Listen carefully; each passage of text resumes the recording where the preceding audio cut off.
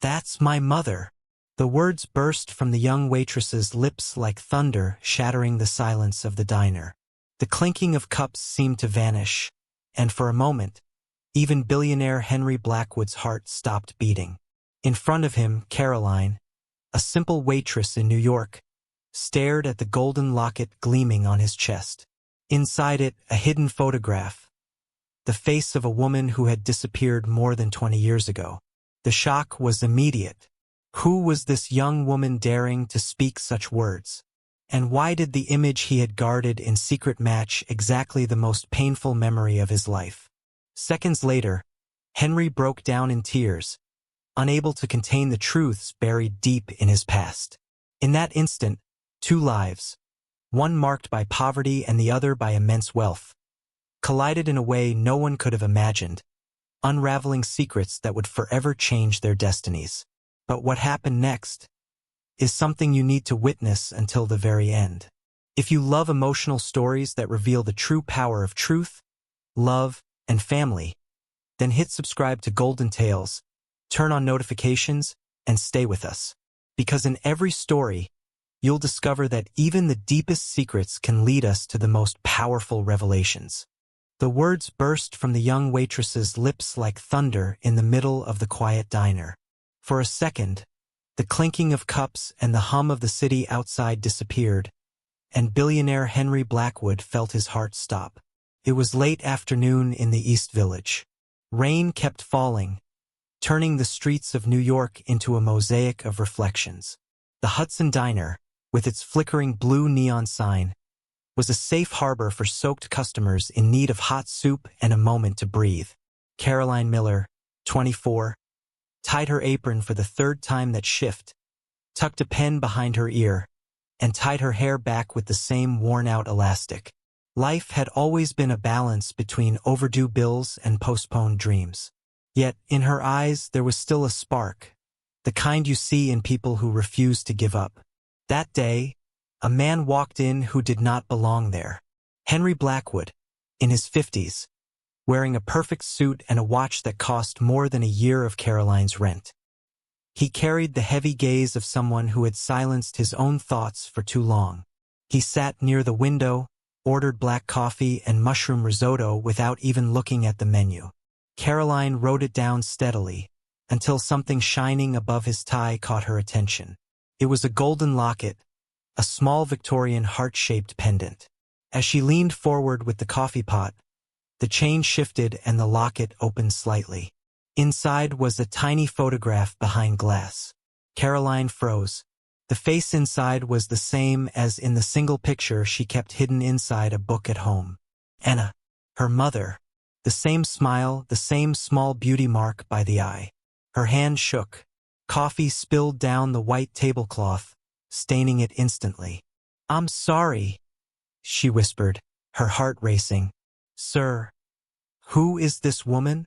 Henry looked up, his first reaction irritation.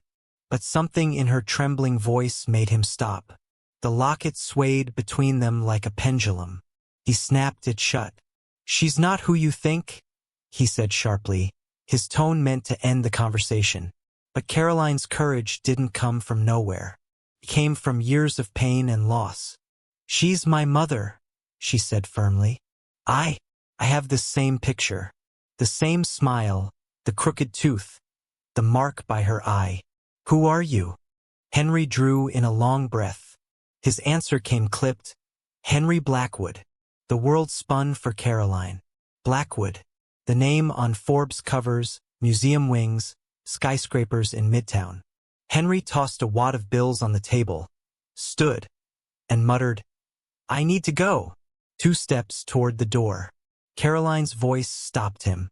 "Please, I just want to know why my mother's face is inside your locket." The diner door chimed. He looked back. For a moment, his eyes glistened with something he couldn't control. Then he walked out. Caroline stood trembling, the stained cloth beneath her hands, her heart caught between terror and certainty. In that instant, she knew she could never let this go. That night, back in her tiny room in Bushwick, she pulled out the old photograph. Her mother, Anna, hair in a messy bun, smiling, holding someone the camera had only caught half of. A man in a suit. For years, Caroline's father, Ethan Miller, had insisted Anna simply couldn't handle life and left. But the truth never sat right. She searched online. The name Henry Blackwood, New York, opened a world of glass towers, investment funds, charity galas. Articles showed him beside his wife, Elaine, and a teenage girl with a fragile smile, Lily Blackwood. One recent headline, Blackwoods announced new campaign for pediatric cancer research. The photo showed Lily, pale, a colorful scarf covering her head, her hand clasped in her father's. Caroline's heart stopped. She knew that face. It came back like a whisper. A birthday party months earlier, Upper East Side, where Caroline had worked as a waitress for extra cash. Balloons, cupcakes, noise. A tired but kind girl who had asked for water with ice and thanked her sincerely. A girl with a purple ribbon bracelet who had smiled when Caroline folded a napkin into the shape of a heart. "It's beautiful," the girl had said. That girl was Lily. The threads of destiny were weaving themselves. The next morning, Caroline waited outside the Blackwood and Pierce Capitol building in Midtown. When Henry arrived surrounded by umbrellas and bodyguards, she stepped into the street. One of the guards moved, but Henry raised a hand. "Two questions," Caroline said, breathless. "Who was Anna to you? And why do you wear her picture around your neck?" Henry's face cracked open, years of denial collapsing. He led her inside the marble lobby, to a quiet corner. "I loved her," he admitted. 25 years ago, we planned to run away, but being a Blackwood meant obeying the Blackwoods. My father said she didn't belong. I was weak. I let them tear us apart. By the time I found out she was pregnant, it was too late. She disappeared. I searched. I swear I searched. The locket is all I had left. Caroline's voice trembled with anger and longing. She left me with my father. He always said she abandoned us. I never believed it. And I think I've already met your daughter Lily at a party before I knew any of this. Henry touched the locket with trembling fingers. His eyes glistened. Lily is sick. Leukemia. We've been fighting for months. She's everything. And yesterday, when you said, my mother, it was like a window opening in a locked house. In 15 minutes, they were on their way to Memorial Sloan Kettering. Inside, Elaine Blackwood sat with a magazine closed on her lap, exhaustion on her elegant face. Henry introduced Caroline softly. "This is Caroline, Anna's daughter." Through the glass, Lily was watching a cartoon on her tablet as the four dripped into her arm. When she saw her father, she smiled. Caroline's chest ached. Later, as truths came out, Ethan admitted what he had never dared before. Years ago, men in suits had threatened Anna. They told her being with Henry would ruin both their lives. Anna cried all night, then decided she would protect her child by leaving. She changed neighborhoods, names, routines, until one day she was gone. Elaine was the one to break the silence. If there's any chance you two are connected by more than memories, if there's even a possibility Caroline could be compatible for Lily, we need to find out. Now, the doctors explained. Bone marrow transplants were not easy. There were tests, risks, waiting.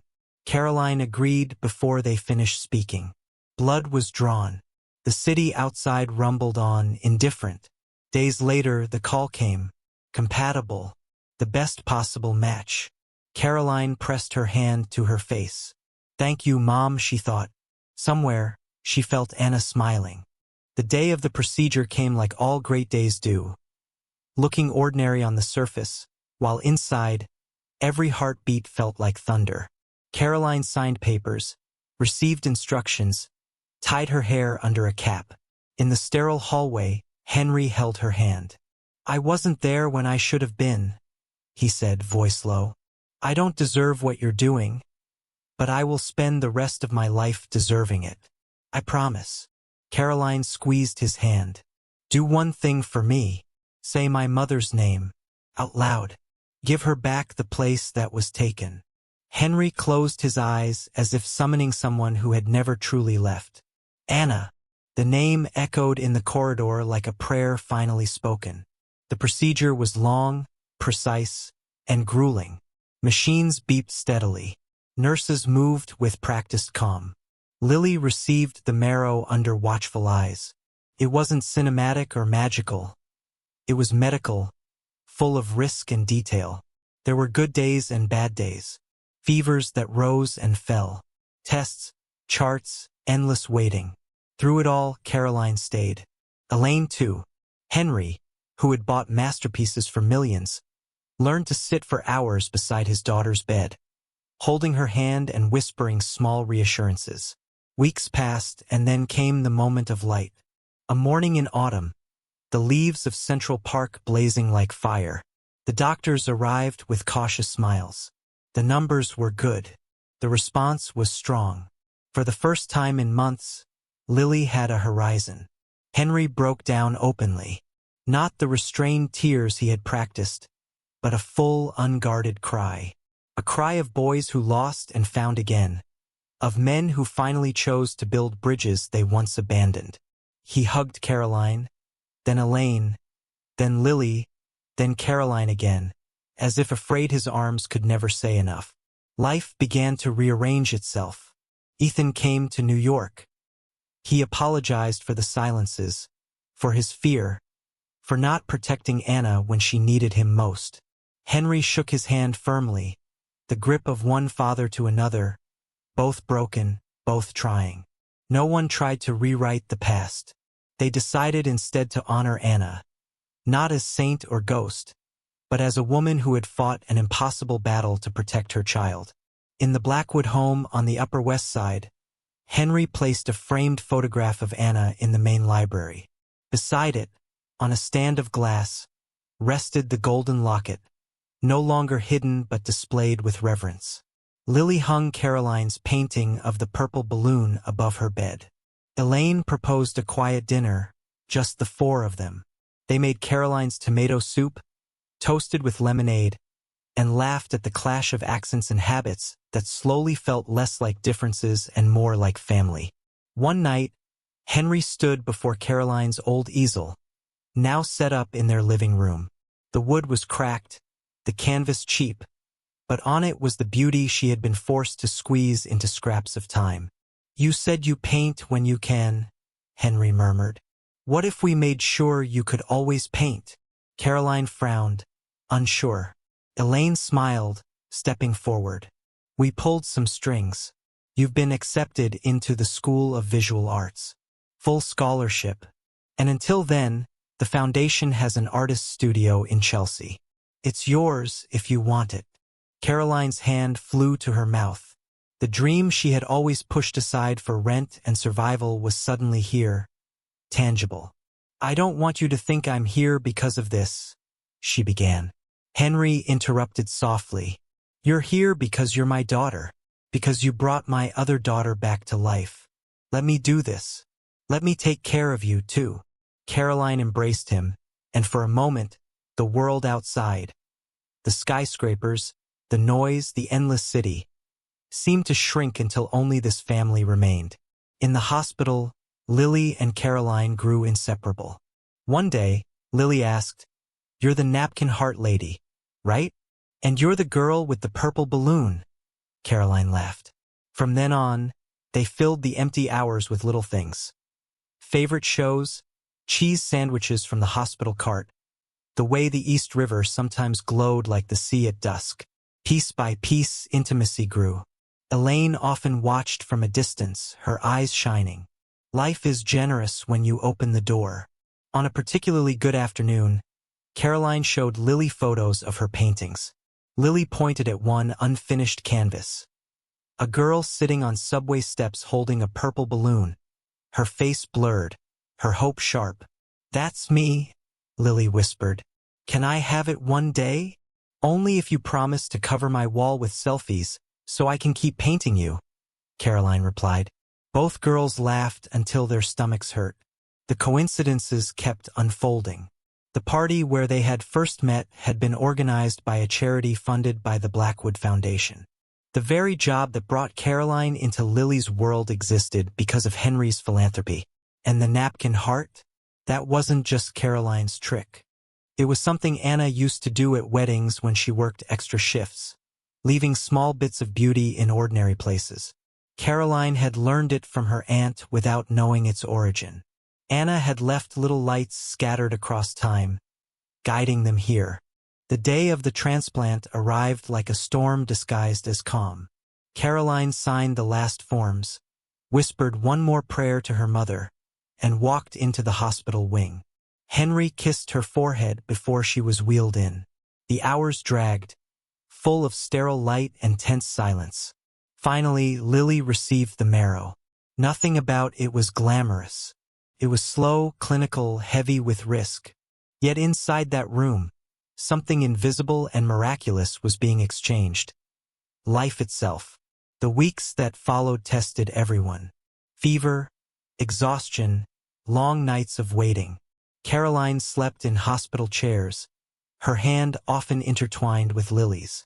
Henry rediscovered faith not through words but by keeping vigil. Elaine's steady presence became the anchor for them all. Then came the morning when the doctors smiled. Lily's body was responding. The numbers were good. The transplant was working. The future was no longer a wall, it was a doorway. Henry wept openly, holding his daughters together in his arms. Elaine wrapped them all in an embrace that felt like a seal of healing. For the first time in decades, the Blackwood family was whole. Life slowly moved forward. Ethan joined them on weekends, sharing memories of Anna, telling stories that Caroline had never heard. No one tried to hide the pain of the past. It was acknowledged, honored, and transformed. In the grand Blackwood Library, Anna's picture hung proudly, with the golden locket beside it. No longer a secret, but a legacy. Caroline's art blossomed. In her new Chelsea studio, she painted tirelessly. One of her first major works was a triptych, 3 figures. On the left, a waitress with a tired apron and a coffee pot. In the middle, a young woman with a messy bun and a beauty mark by her eye, smiling, Anna. On the right, a girl with a purple scarf, holding a heart-shaped napkin, Lily. Between them, streams of light flowed, connecting them across time. The hospital displayed the painting in its main hall. The plaque beneath read, "For Anna who planted light, for Lily who shines again, for those still waiting, never give up. Caroline Miller Blackwood." When the unveiling took place, patients, nurses, and families gathered. Elaine cried silently, Henry squeezed Caroline's hand, and Lily clapped slowly, her grin radiant. In that moment, strangers felt like family, bound by the painting's truth. That evening, they went to the Hudson River Pier. The sunset painted the sky in gold and crimson.